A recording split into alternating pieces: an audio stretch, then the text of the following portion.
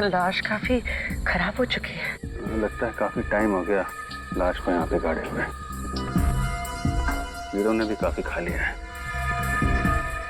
लेकिन लाश को ऐसे क्यों गाड़ा? आधी लाश जमीन के अंदर और आधी जमीन से ऊपर। नहीं, गाड़ा तो पूरा ही होगा। शायद जानवरों ने लाश को बाहर खींच लिया है। खोदने के लिए लाओ।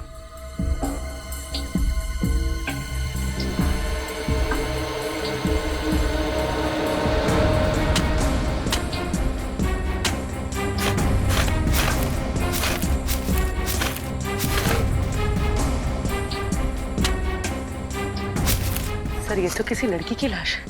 हाथ में चूड़ी और गले में मंगलसूत्र है। ये बात पक्की है, चोरी के लिए खून नहीं किया गया है। चेक करो, देखो कुछ और दिखता है क्या।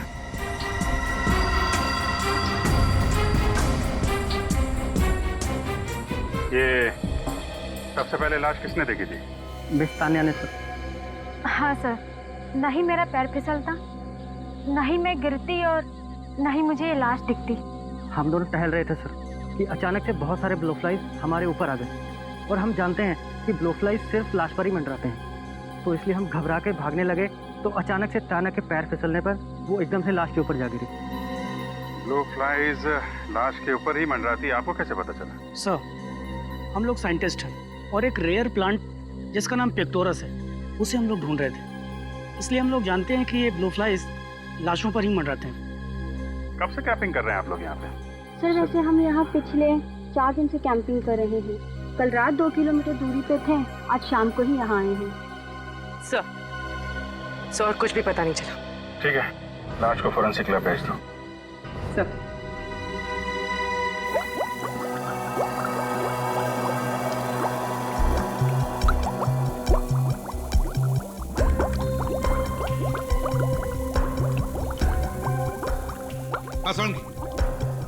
कैसी हुई इसकी मौत? मौत गोली लगने से हुई है बस। ये देखो, ये देखो, इसकी खोपड़ी पर पीछे की तरफ गोली मारी है और गोली बहुत नजदीक से मारी है, जिसकी वजह से इसका सामने का आधा चेहरा भी गायब हो गया। बस गोली मार के ले जाके गाड़ दिया इस बेचारी को जंगल में। मतलब इसकी मौत गोली लगने से ही हुई है? हाँ, शरीर पे और कोई सिम्टम्स है नहीं बा, ना तो जहर के कोई ट्रेसेस हैं, ना ही चोट का कोई और निशान है। वैसे इसकी उम्र क्या होगी? बॉस, इसकी हड्डियों का केमिकल एनालिसिस तो बता रहा है कि इसकी उम्र 28 से 30 साल के बीच में होगी। तारीख बना रही है इसका चेहरा, उससे पता चल जाएगा कि मरने से पहले ये कैसी दिखती थी। और इसकी मौत कब हुई होगी? बॉस, लाश को देख के तो लगता नहीं कि इसको मरे हुए ज्यादा दिन हुए हैं। ज्यादा दिन नहीं हुए होंगे? तो फिर इतनी बॉडी सड़ कैसे गई? बस क्योंकि इस औरत की लाश जंगल में थी, इसलिए मैगेट्स, ये कीड़े जल्दी पैदा हो गए और इन्होंने अपना असर इसके शरीर पे जल्दी कर दिया। लेकिन थोड़ा वक्त दो, ये कीड़े खुद बताएंगे कि आखिर इसकी मौत हुई कब थी। कीड़े? सालू के साथ कीड़ों से कैसे पता चलेगा? सब पता चल जाएगा पेड़ी। हाँ तारीख।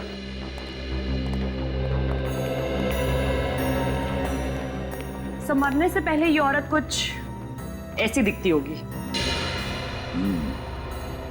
रेडी? हमारे रिकॉर्ड से पता लगाओ क्या किसी ने इस औरत के गायब होने की रिपोर्ट लिखवाई है क्या? Yes sir.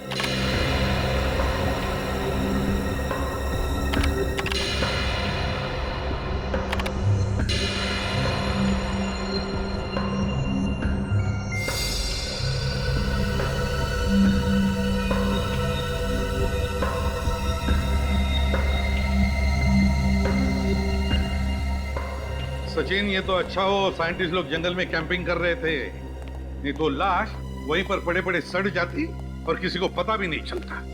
हाँ सर, ये बात तो है सर। हाँ श्रेया, कुछ पता चला? हाँ सर, पिछले 6 महीनों में 15 औरतों के लापता होने की रिपोर्ट दर्ज कराई गई है। और सर, इनमें से ये औरत का चेहरा सालू के सांप के बने हुए चेहरे से मिलता जुलता है। हाँ, लगता तो बिल्कुल वैसा ही है। और कोई सबूत मिला है? Yes sir.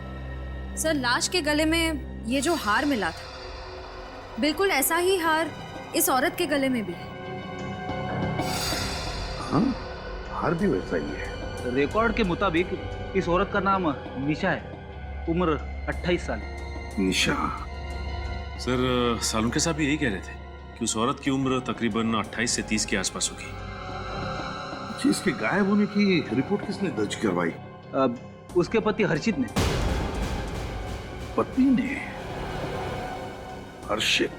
और सर ये कंप्लेंट उसने सिर्फ 4 दिन पहले ही दर्ज करवाई है।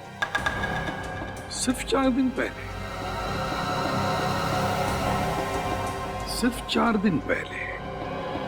उस औरत का चेहरा देखकर तो लगता है कि उसकी मौत कम से कम 10-12 दिन पहले हुई है। वही तो समझ में नहीं आ रहा है सर, निशा के पति ने उसके गायब होने की कंप्लेंट इतनी लेट क्यों लिखवाई?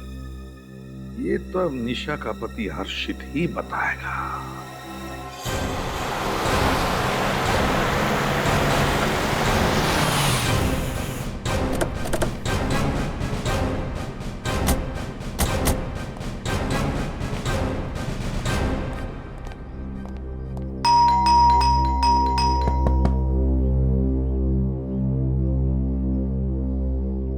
डॉक्टर हर्षित, आप भी डॉक्टर हर्षित हैं? जी, आप लोग? हम लोग सीआईडी से। आइए आइए, अंदर आइए।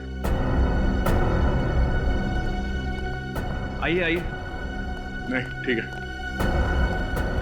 अरे डॉक्टर हर्षित, आपने रिपोर्ट लिखवाई थी कि आपकी पत्नी निशा पिछले 4 दिनों से गायब है।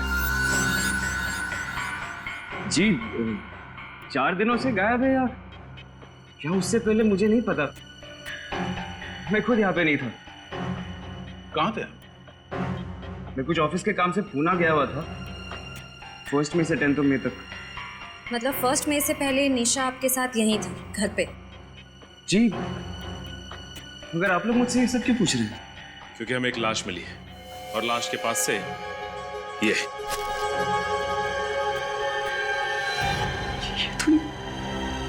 ये तो निशा का है।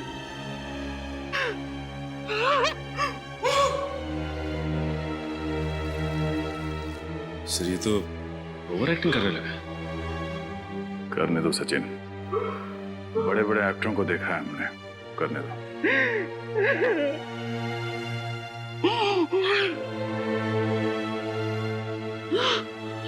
सर आप लोगों को निशा की लाश कहाँ मिली सर? यहाँ से कुछ दूर एक जंगल है, वहां से मिली। अच्छा डॉक्टर हर्षित, आपने अपनी पत्नी निशा से आखिरी बार कब बात की थी? सर जिस दिन मैं पूना के लिए निकला था उसी दिन बात हुई थी सर। उसके बाद मेरी बात नहीं हुई उससे।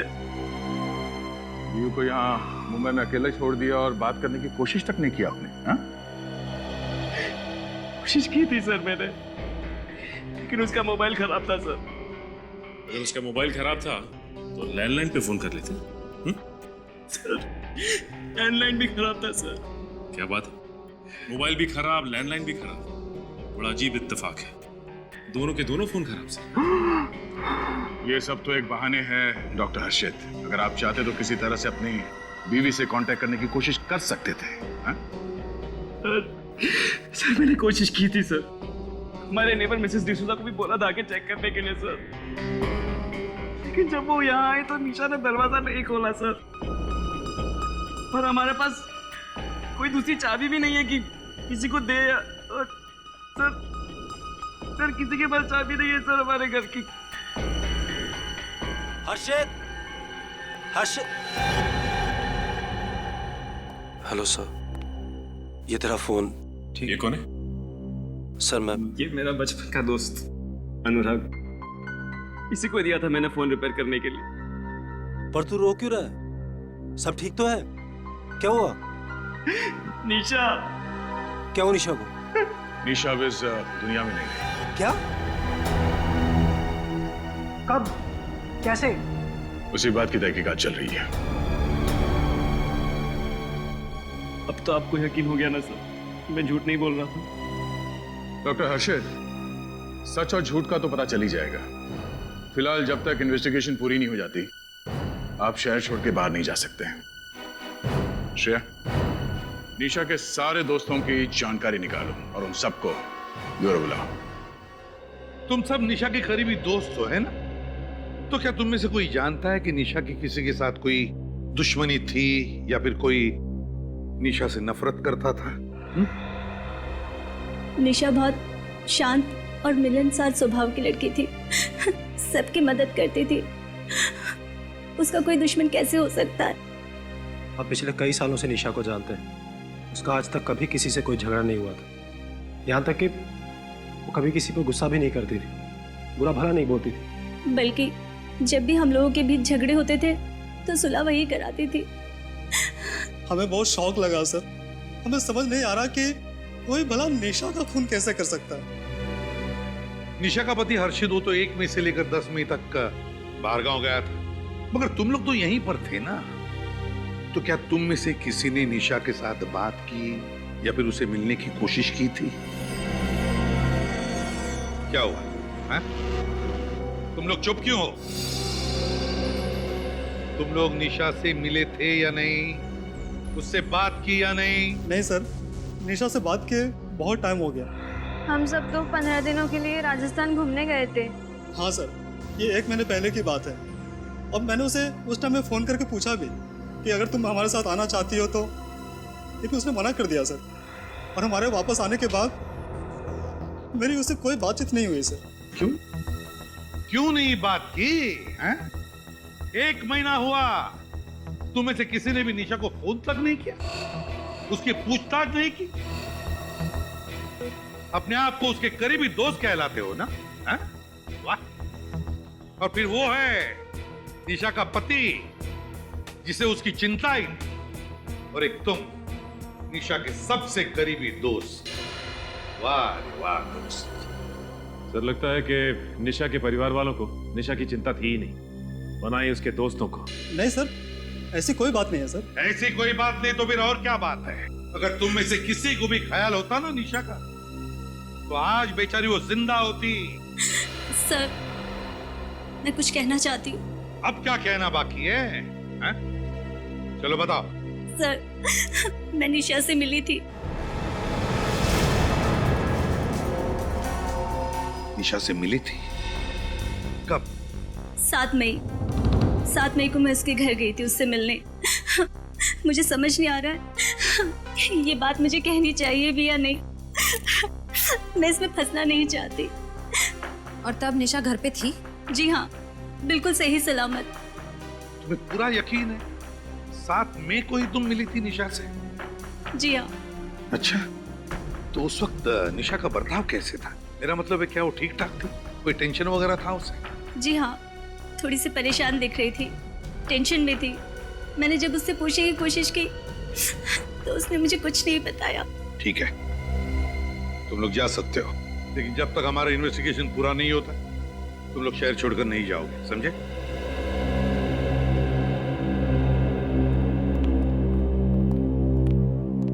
सर, अगर अंजलि 7 मई को निशा से उसके घर पे मिली थी तो इसका मतलब है कुछ तो गड़बड़ है। फिर तो सर निशा का खून हर्षित नहीं कर सकता, क्योंकि 1 मई से लेकर 10 मई तक हर्षित शहर में था ही नहीं सर। ऐसा हर्षित कह रहा है सचिन, हर्षित कह रहा है, लेकिन हमने कहां कंफर्म किया है कि वो 10 दिन के लिए शहर में था भी या नहीं। और फिर अगर वो 10 दिन के लिए बाहर गया भी तो 1 दिन के लिए वापस आकर भी जा सकता है।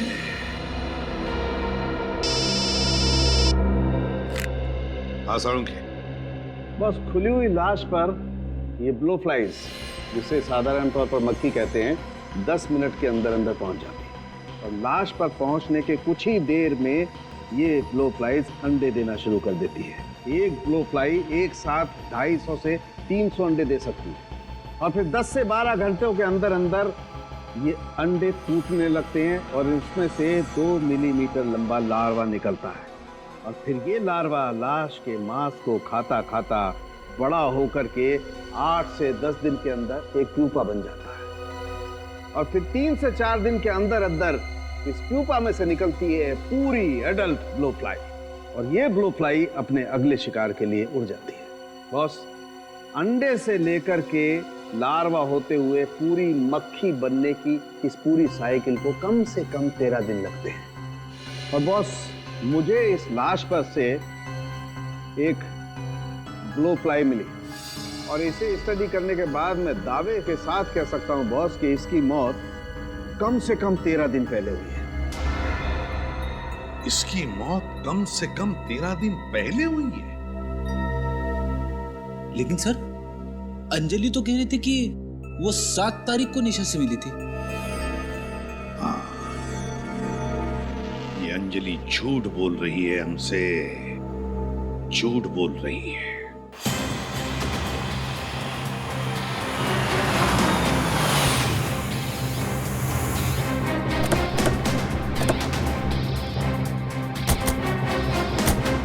निशा की सहेली अंजलि जितनी भोली दिखती है उतनी भोली है नहीं।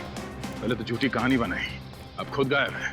हाँ सर, जरूर इस केस में उसका भी हाथ है, वरना वो हमसे झूठ नहीं बोलती कि 7 मई को वो निशा से मिली थी। सर, यहाँ तो ताला लगा हुआ है। फिर ये डॉक्टर हर्षित भी तो गायब नहीं हो गया? पहले अंजलि और अब ये डॉक्टर हर्षित, दोनों के दोनों एक साथ गायब है। माजरा क्या है? अंदर चल के देखते हैं।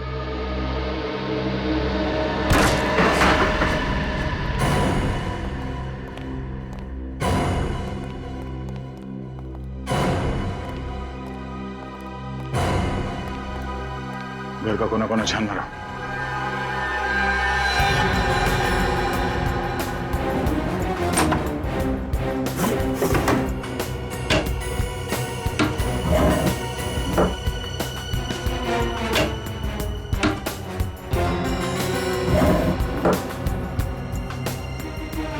साहब।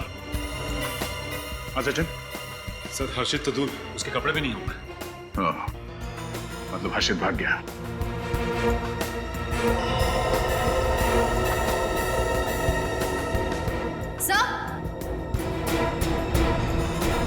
सर, ये देखिए, लगता है खून का निशान है। श्रेया, ये खून है या नहीं इसे कंफर्म करना पड़ेगा। जरा गाड़ी से ट्रेन लेना। सर, कहीं इस हर्षित और अंजलि के बीच में कोई रिलेशन तो नहीं है?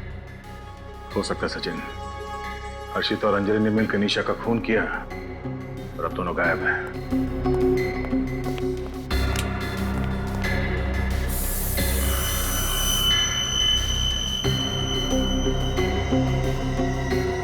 सर, ये तो खून ही है।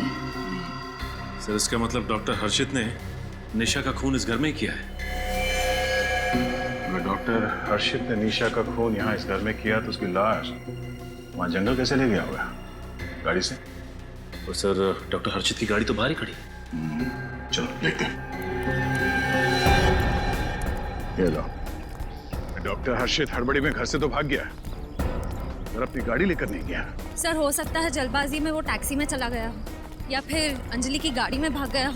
ये भी तो हो सकता है कि वो अच्छी तरह से जानता था कि अगर वो अपनी गाड़ी लेकर जाएगा तो गाड़ी आसानी से ट्रेस कर ली जाएगी।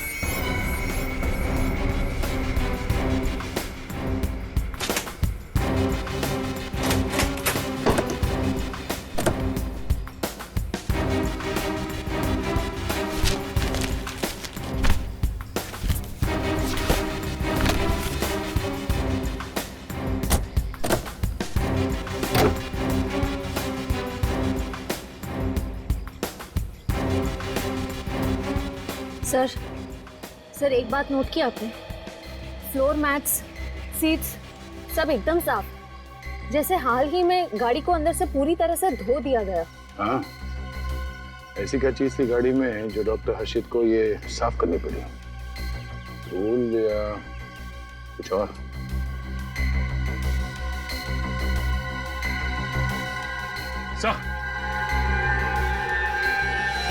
अच्छा जी, ये देखिए, यहाँ पे भी खून लगा हुआ है। डिक्की के अंदर खून के निशान। एक बात तो पक्की हो गई कि डॉक्टर हर्षित ने अपनी बीवी निशा को घर के अंदर मारा और फिर उसकी लाश को गाड़ी के डिक्की में डाल के जंगल में ले जाके फेंक दिया। एक काम करते हैं, आस पड़ोस के लोगों से पूछताछ करते हैं, किसी ने कुछ तो देखा होगा। मैंने कुछ नहीं देखा। अरे मैं अभी अभी तो अपने बेटी के घर से आई हूँ। बेटी के घर थी मैं। और मैं नहीं जानती ये हर्षित कहाँ है। माँ जी, आप अपने बेटी के घर कितने दिनों तक थी? ये लो, पहले मेरी सास थी मुझसे ये सब पूछने के लिए, और उसके बाद मेरा पति, और अब ये सीआईडी हमसे हिसाब मांगेगी। हम कहाँ थे, कितने दिन के लिए थे? अरे मेरी बेटी है और मेरी मर्जी है, मैं चाहे जितने दिन चाहूं अपनी बेटी के यहाँ रह सकती हूँ। तुम होते कौन हो मुझसे ये सब पूछने वाले? माँ जी, आप तो बुरा मान गई, हमारा ये मतलब नहीं था। अरे मैं तो अपनी बेटी के यहाँ 4 दिनों के लिए गई थी। अरे उसके बच्चों की परीक्षा थी ना, तो थोड़ी मदद करने। अब ये तो बहुत अच्छी बात है माँ जी। हाँ, अब आई हूं ना, तब से बस अपना सामान अनपैकिंग और घर के काम में ही लगी हुई हूँ। कोई नहीं है मेरे यहाँ ऐसा जो मेरी मदद करेगा। माफ करो भाई, मैंने किसी को नहीं देखा, मैं कुछ नहीं जानती हर्षित कहाँ है, क्या कर रहा है। जाओ यहाँ से। ठीक है। सुनो, शायद मुझे कुछ पता है। जी? वो घर भी अजीब है और वो निशा और हर्षित भी अजीब ही थे। क्यों माँ जी, अजीब क्या था? अरे बेटा, 4-6 दिन पहले की बात है, एक रात में टीवी पर अपना मनपसंद कार्यक्रम, शास्त्रीय संगीत का कार्यक्रम देख रही थी। तभी अचानक मुझे हर्षित के घर से अचानक किसी के जोर से चीखने की आवाज सुनाई दी। अरे कोई चीखा, ये जरूर कोई चीखा। और ये चीख इतनी रात को कौन हो सकता है? ये आवाज तो मुझे निशा की लग रही है।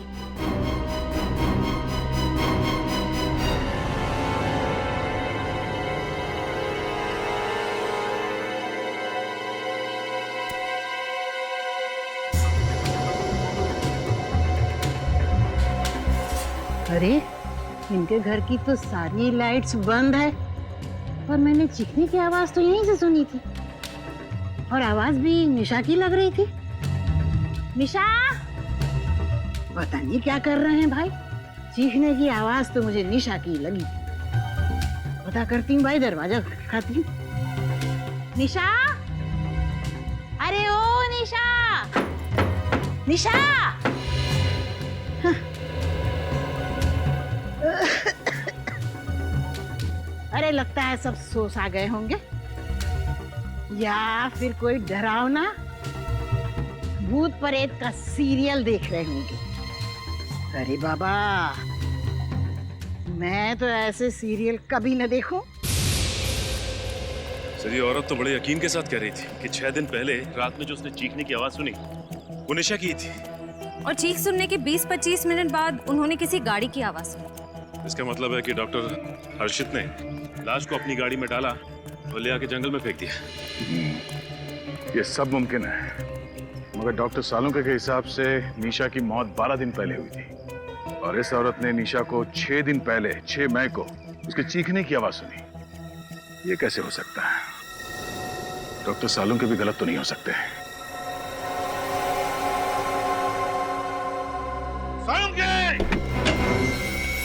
सालुंके, समझता क्या है तू अपने आप को?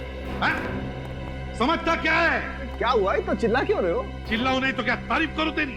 तेरी वजह से पता कितनी गड़बड़ हो गई। क्या बात है यार, साफ साफ तो बोलो। तो फिर साफ साफ सुन ले, दिमाग खराब हो गया तेरा।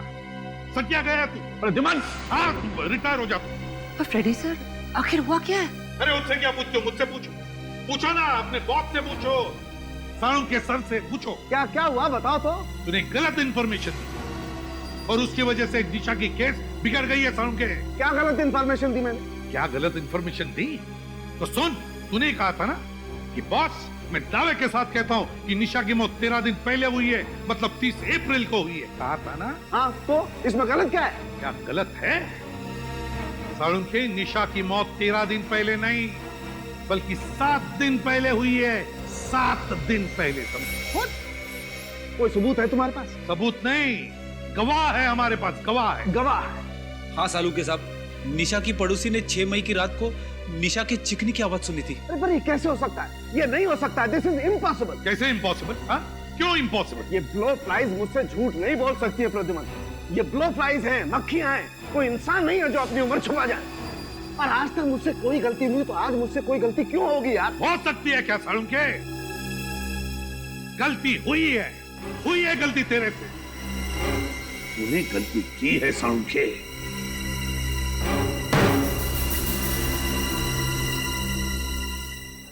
जी कहिए। क्या 1 मई से 10 मई तक डॉक्टर हर्षित आपके होटल में ठहरे हुए थे? क्या नाम बताया आपने? डॉक्टर हर्ष। हाँ सर, 1 मई से 10 मई तक डॉक्टर हर्षित इसी होटल में ठहरे थे। यही है?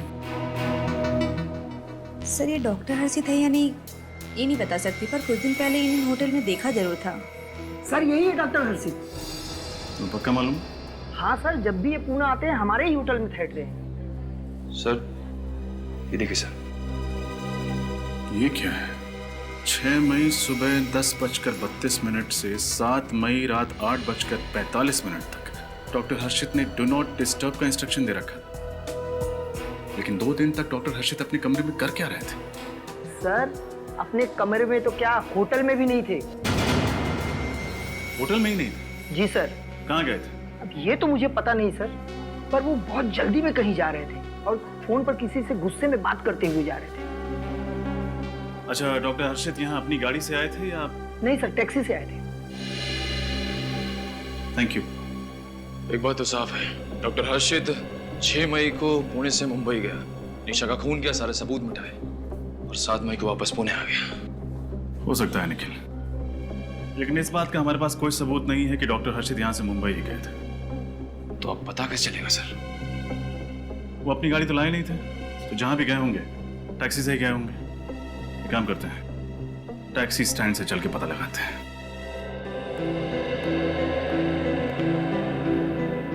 सब बताइए ना, हुआ क्या है? सब प्लीज बताइए क्या हुआ?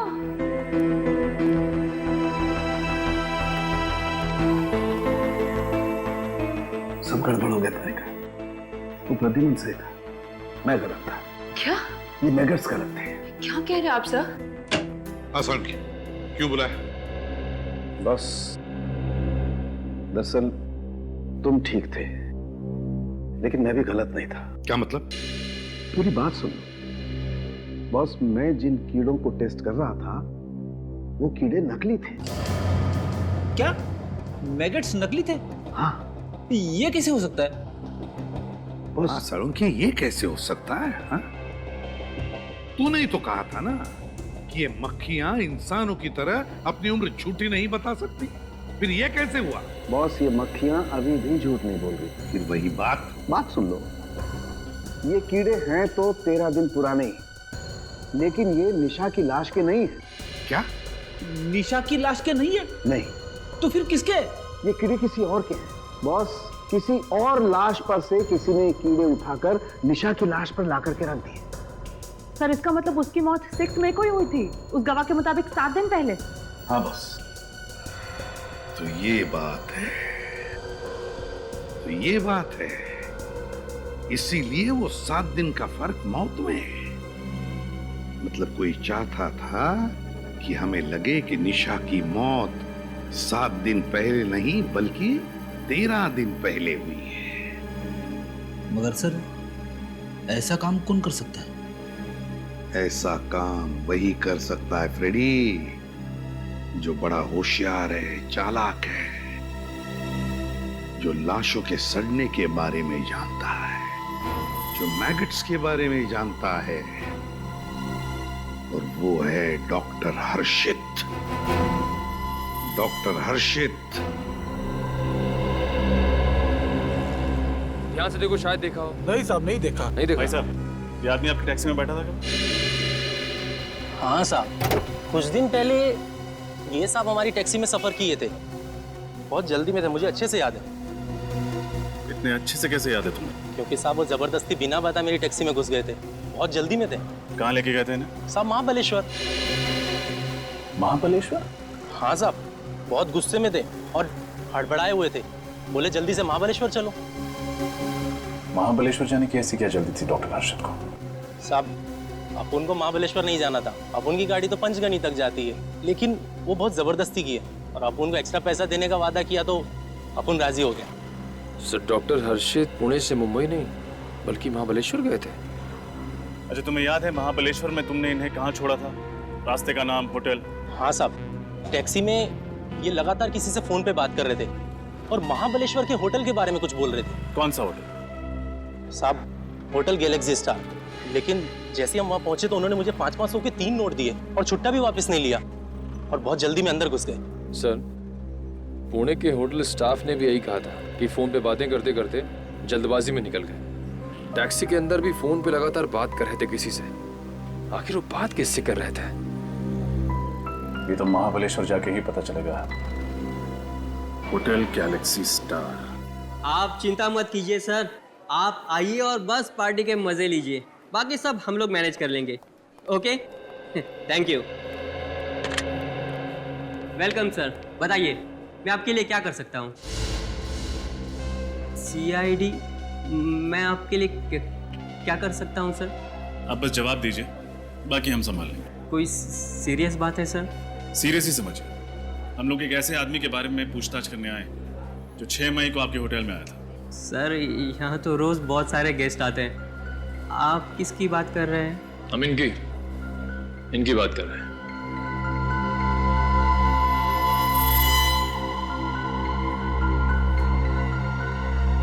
ये आदमी, ये तो वही पागल आदमी है सर। मुझे तो पहले से लगा कि ये आदमी सही नहीं है। पागल आदमी? नहीं, ये डॉक्टर है। इनका नाम हर्षित है। डॉक्टर है? पर सर उस दिन तो एकदम पागलों की तरह बर्ताव कर रहा था ये। अच्छा, ये यहाँ पे आए कब थे? सर अभी बताता हूँ।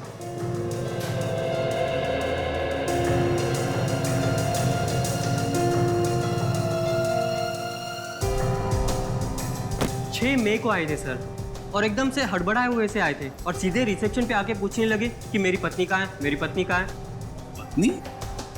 उनकी पत्नी यहीं ठहरी हुई थी? नहीं सर, लेकिन वो बोल रहे थे कि उनकी पत्नी निशा मुसीबत में है, उसकी जान को खतरा है और हमने उन्हें फ़ोन करके यहाँ महाबलेश्वर बुलाया। हाँ सर, वो बोल रहे थे कि होटल गैलेक्सी स्टार के मैनेजर ने उन्हें फ़ोन करके यहाँ बुलाया था। कौन है मैनेजर? सर मैनेजर तो मैं ही हूँ, पर मैंने कोई फ़ोन नहीं किया था और निशा नाम की कोई औरत भी यहाँ पर नहीं ठहरी थी। तो फिर वो ये सब कैसे कह रहे थे? हाँ सर, बोल रहे थे कि उनकी पत्नी ने यहाँ किसी आदमी से झगड़ा मोल लिया है, बहुत कहा सुनी हुई है और मैंने उन्हें फ़ोन करके यहाँ बुला लिया और कहा कि अपनी पत्नी को बचा लें। उसके बाद क्या हुआ? बस सर, हमने उन्हें बहुत समझाया कि हमने कोई फ़ोन नहीं किया। बस सर, उसके बाद उसका फ़ोन आया और वो बात करते हुए चले गए।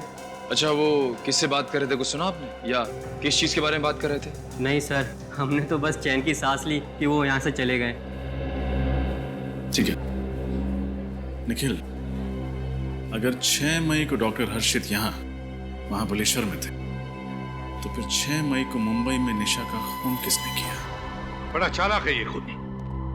प्लानिंग करके पहले उसने निशा का खून किया और फिर खून के इल्जाम में फंसा दिया हर्षित को। हाँ सर, खूनी ने काफी मेहनत की है ये साबित करने की कि खून 10 से 12 दिन पहले हुआ है, यानी कि अप्रैल 28 से 30 के बीच। लेकिन सर, खूनी ये क्यों साबित करना चाह रहा था कि निशा का खून 28 से 30 अप्रैल के बीच ही हुआ है? क्योंकि श्रेया उन दिनों में हर्षित शहर में ही था, शहर में, और खूनी चाहता था कि हम हर्षित पर शक करें। लेकिन सर, हमें ये तो पता चल ही चुका है कि खून 5 से 6 दिन पहले हुआ है। लेकिन इसी दौरान खूनी ने हर्षित को पुणे से महाबलेश्वर क्यों बुलाया? क्यों? वो इसलिए सचिन कि उसने सोचा होगा कि अगर हमें पता भी चल जाए कि खून 10-12 दिन पहले नहीं बल्कि 5-6 दिन पहले हुआ है, तब भी हम शक करेंगे हर्षित पर ही। वो कैसे सर? श्रेया, खूनी ने पहले निशा का खून किया और फिर उसी दिन वो महाबलेश्वर चला गया और फिर महाबलेश्वर से उसने फोन किया पुणे में हर्षित को और उसे बुला लिया महाबलेश्वर। और खूनी अच्छी तरह से जानता था कि हम लोग पुणे के होटल में जाकर पूछताछ जरूर करेंगे और हमें यह पता चल जाएगा कि उसी दौरान हर्षित होटल से 1-2 दिन के लिए गायब, और हमारा शक और भी पक्का हो जाएगा। लेकिन सर, खूनी घर के अंदर घुसा कैसे होगा? खिड़कियां, दरवाजे सब सही सलामत था, बिल्कुल भी तोड़फोड़ नहीं की गई थी। सर, ये भी तो हो सकता है कि खूनी निशा को अच्छी तरह से जानता हो और इसीलिए उसके घर में आसानी से घुसा, निशा का खून किया और उसके बाद गाड़ी की चाबी ली, लाश को गाड़ी में डाला और जंगल निकल गया। हो सकता है सर, ये भी हो सकता है कि खूनी ने गाड़ी और घर दोनों की डुप्लीकेट चाबियां बना ली। ये भी हो सकता है। इस निशा के घर के आसपास जो भी चाबी बनाने वाला है, उसे जरूर याद होगा कि किसने उससे घर की चाबी और गाड़ी की चाबी एक साथ बना के ली थी। और इस हर्षित के मोबाइल फोन रिकॉर्ड चेक करो, पता चल जाएगा किसने उसे पुणे में फोन किया था महाबलेश्वर बुलाने के लिए। इस चाबी वाले से पूछ के देखते हैं।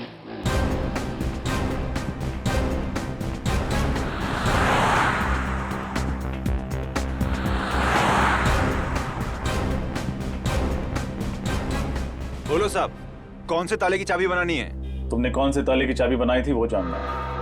क्या साहब, क्या बात कर रहे हैं? मैं कुछ समझा नहीं। समझ जाओ, हम सीआईडी से। सीआईडी? मैंने कुछ नहीं किया साहब। अरे मैंने कब कहा कि आपने कुछ किया है? हो सकता है किसी ने आपसे कुछ करवाया हो। अच्छी तरह से याद करके बताना। कोई आदमी आया था तुम्हारे पास 2-2 डुप्लीकेट चाबियां बनवाने, एक अपने घर के लिए, एक अपनी गाड़ी के लिए। याद है ना साहब, एक साहब आया था 8 या 9 दिन पहले, उसके घर की चाबी खो गई थी, तो बोला चाबी बनानी है। हम बोले ठीक है बना देंगे, अपना तो काम ही है चाबी बनाना। लेकिन जब तक उससे घर का दरवाजा नहीं देखेंगे तब तक चाबी कैसे बनाएंगे? फिर उसने क्या कहा? पहले तो कुछ नहीं बोला, उसका मुंह तो एकदम छोटे एक लीवर के ताले के माफिक हो गया। फिर कुछ सोच के बोला कि ठीक है चलो। यानी कि तुम उसके घर गए थे? घर के बाहर तक गया था, उसके दरवाजे का लॉक देख के बोला कि आधे घंटे में बना देगा। फिर उसने अपनी गाड़ी दिखाई, बोले इसकी भी चाबी बना डालो, सेफ्टी के लिए एक चाबी और चाहिए। अपन ने बोला ठीक है बना देता हूँ, इसमें कौन सी बड़ी बात है। उसका घर कहाँ है? बस आगे से राइट में सेकंड गली में सेकंड घर। सर ये तो डॉक्टर हर्षित के घर की तरफ इशारा कर रहा है। क्या वो आदमी यही था? नहीं साहब, ये नहीं था। तुम्हें उस आदमी की शक्ल याद है ना? याद है ना साहब, ऐसे कस्टमर को कौन भूलेगा। अरे मुंह मांगा पैसा दिया था, डबल पेमेंट दिया था, डबल। निखिल इसको ब्यूरो लेके जा और स्केच आर्टिस्ट के साथ बैठा, पता तो चले कि वो आदमी था कौन। देखो, जिसने भी तुमसे चाबी बनवाई ना, उसके चेहरे की एक एक बारीकी बताओ हमारे आर्टिस्ट को, समझे? भूल मत करना। हाँ श्रेया, नंबर के बारे में क्या पता चला? सर अभी तक तो कुछ पता नहीं चल पाया, कोशिश जारी है सर। जल्दी करो श्रेया, हमारे पास वक्त बहुत कम है। यस सर एक बात समझ में नहीं आ रही है कि खूनी ने हर्षित को महाबलेश्वर क्यों बुलाया? मुंबई भी तो बुला सकता था। ये गलतियों कभी नहीं करता। अगर हर्षित मुंबई आता तो उसे पुणे के होटल में से चेकआउट करना पड़ता, और मुंबई आते उसे पता चल जाता कि निशा गायब है, तो जाकर पुलिस में दर्ज करता रिपोर्ट। समझ में नहीं आ रहा कि ये खूनी चाहता क्या था सर? खूनी चाहता था एक तीर में 2 शिकार। मतलब निशा का खून और हर्षित को सजा? दोनों का दुश्मन था एक खूनी। सब पता चल गया। 5 तारीख को हर्षित को इस नंबर से फोन किया गया था। कहाँ का नंबर है ये? सर महाबलेश्वर के किसी एसटीडी बूथ का नंबर है ये। महाबलेश्वर के किसी एसटीडी बूथ का नंबर? सर ये खूनी हर कदम सोच समझ कर उठा रहा है। हाँ, बड़ा चालाक समझता है अपने आप को, लेकिन उसे मालूम नहीं सीआईडी वालों से पंगा लिया है उसने। सर स्केच रेडी है।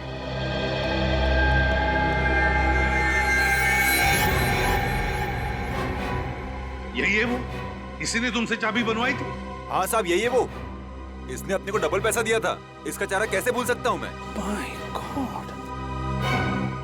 सर इस आदमी को देख के यकीन ही नहीं होता कि ये वही आदमी है जिसने खून किया। हाँ, पहले निशा का खून किया और फिर अपने आप को बचाने के लिए इसने हर्षित को भी गायब कर दिया है। मार भी सकता है ये हर्षित को। इसका फोन नंबर तो है ना हमारे पास, बस फोन करो, पता लगाओ है कहां पर ये, और फिर उठाओ इसे।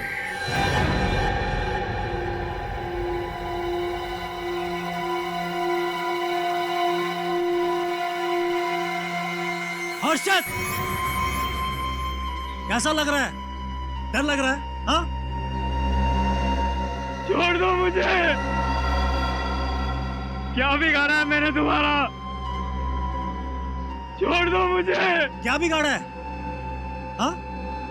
इतनी जल्दी भूल गया तू? याद कर 6 साल पहले की वो शाम, जब उस जुर्म के लिए तूने मुझे जेल भिजवाया था, वो जुर्म जो मैंने कभी किया ही नहीं था। मुझे लगा तुम इस बात को भूल चुके हो। हर्षित, ऐसी बात को कोई कैसे भूल सकता है? कैसे भूल सकता है? मैं तुझे कभी माफ नहीं कर सकता। वो 6 साल जेल में मैंने कैसे काटे हैं मुझे पता है। वो पल पल की घुटन मैंने सही है, तेरी सजा मैंने काटी है। और तू कह रहा माफ कर दूं? नहीं, बिल्कुल नहीं। तुझे तेरे किए की सजा जरूर मिलेगी, और वो सजा मैं दूंगा तुझे। मैं। क्या करोगे तुम? इतनी जल्दी क्यों है? हाँ, अभी बताता हूं।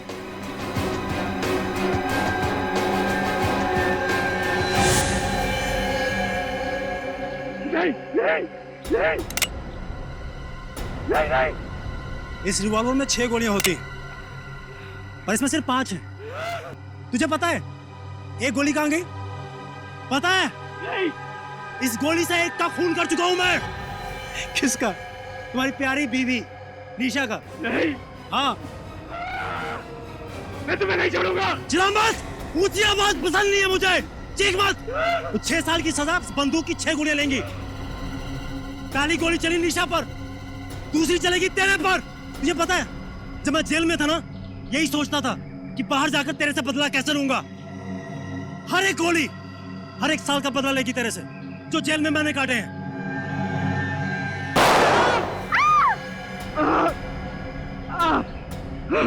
दर्द हुआ? हाँ? रोना आ रहा है? बहुत रोना आ रहा है? मुझे भी आया था। कर दो मुझे,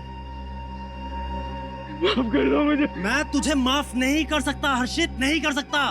तेरी वजह से मेरी मंगेतर ने सगाई तोड़ दी, फिर मेरा संसार कभी नहीं बन पाया। लेकिन तू तो डॉक्टर बन गया ना, शादी कर ली, संसार बना लिया। मेरा क्या? मेरी पूरी जिंदगी, मेरा करियर बर्बाद हो गया। जिंदगी भर के लिए मेरे पे ठप्पा लग गया है, एक खूनी का, एक क्रिमिनल का। और तू कह रहा माफ कर दूं तेरे को मैं?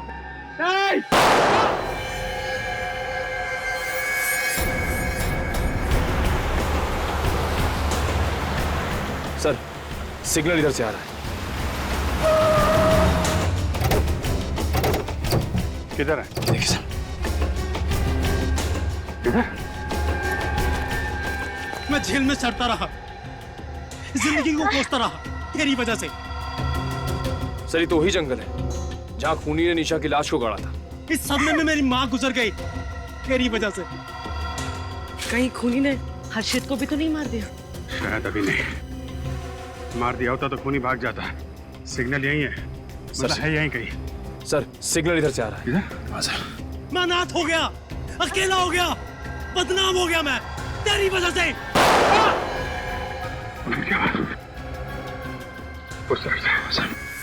मैं टूट गया, मैं बिखर गया। मुझे उन 6 सालों का हिसाब चाहिए। तुम बचोगे नहीं अनुराग, ये तुम्हें पकड़ ही लेगी। फांसी होगी तुम्हें, फांसी। सर सिग्नल सबसे आ रहा है सर।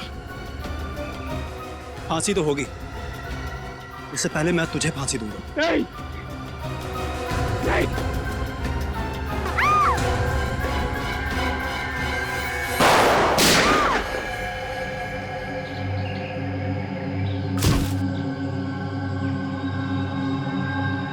हर्षित को हॉस्पिटल लेके जाओ जल्दी।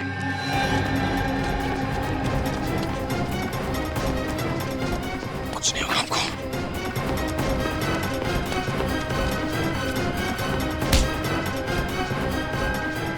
अभी भी भाग रहा है?